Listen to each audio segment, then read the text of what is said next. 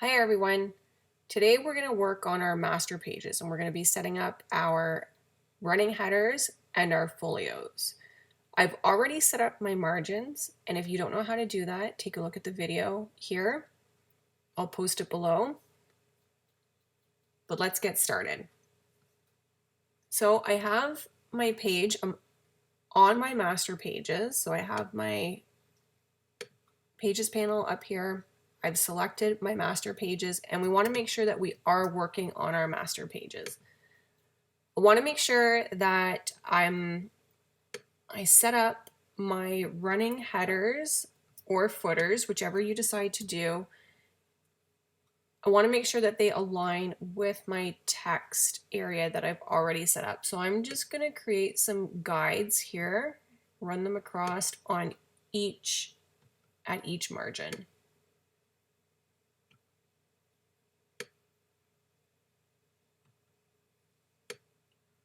Now the top and the bottom. Okay, so now that our margins are set up, we can easily align our text. Now, a common way to lay out your running headers in a book is to include the author's name on the left side and the book title on the right side. So the short story that I'm going to use for this one is by H.P. Lovecraft.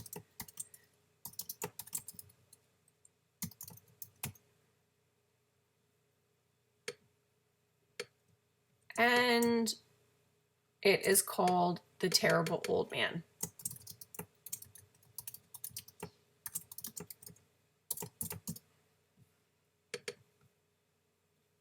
So I've made some design choices for this, and what I want to do is I'm going to choose a sans serif or a serif typeface.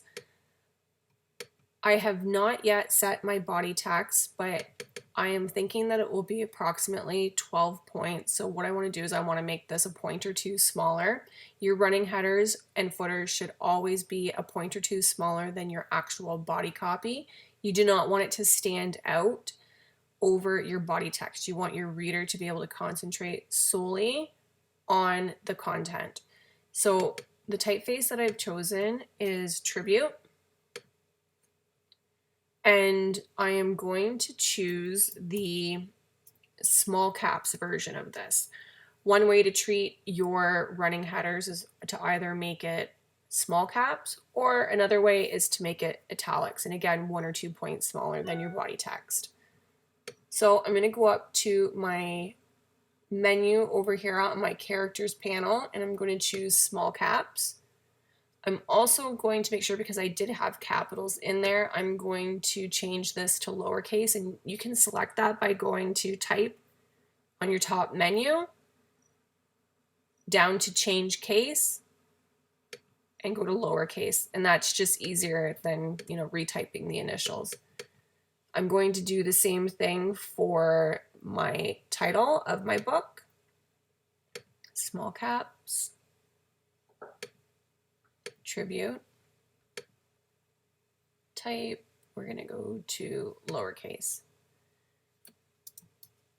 Oh, I meant to center that. So I'm going to center this in the middle of my margins, and same for the author. I want to make sure that they are the same. They are aligned to the top the same.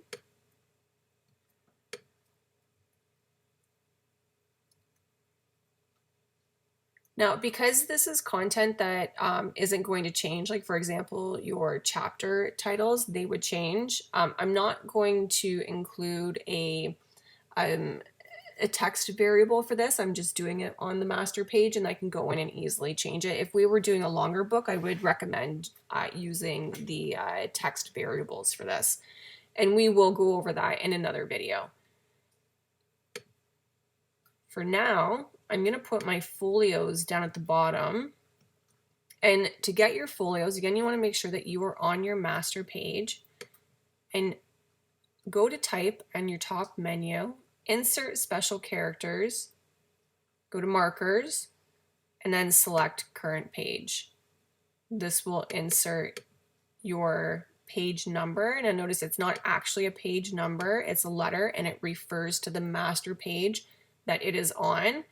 When you go to your live pages, your page numbers will come up. Just make sure you are on your master pages. We're going to go and change this text. I want to make sure that it is the same as my running header. I'm actually just going to create a paragraph style based off of this so I can quickly access it. So I have my paragraph style, or my paragraph that I would like to use for this selected. So it's just going to automatically bring over all of those specs into the new paragraph style. So I'm just going to call this running headers. Okay, you'll notice that all of my font family has already been chosen. My point size has already been chosen. The fact that it's small caps has already been chosen too. Now, if I go through, I can change this at any time, and all of my type that uses this paragraph style will change. I'm actually just going to make sure that this is the same. All my running headers are the same. Okay. And I don't want that centered, so I am just going to align left. And I'm going to copy this over by holding down Alt to copy it and Shift to make sure that it goes straight. I'm going to copy that over to the other side, and I'm going to change the alignment to align right. So now I have my running headers and my folios. Let's take a look how they look on the main page. Now, I know that my book, I am not going to open my book with a page that has my running header and my folio on there. I'm going to be opening with my half title, which is just the title of the book. And I do not want to include my running header and my folio on this page. So I am going to actually duplicate my master page because I want to keep my margins the same. I'm just going to duplicate master A, and I am going to delete all of that information. So now when I go into master or into my live pages, what I can do to get rid of these running headers and my folios is to just drag my page, my master B, on to the page that I want my master B. So you notice that my margins stayed the same, but the running headers and the folios are now gone. So I can even do that for page 2 and leave page 3 if I choose. So I'm just going to take my left-hand page and I'm going to bring it down to page 2. And now my running headers and my folios are gone on the left-hand side, but I've left them on the right-hand side.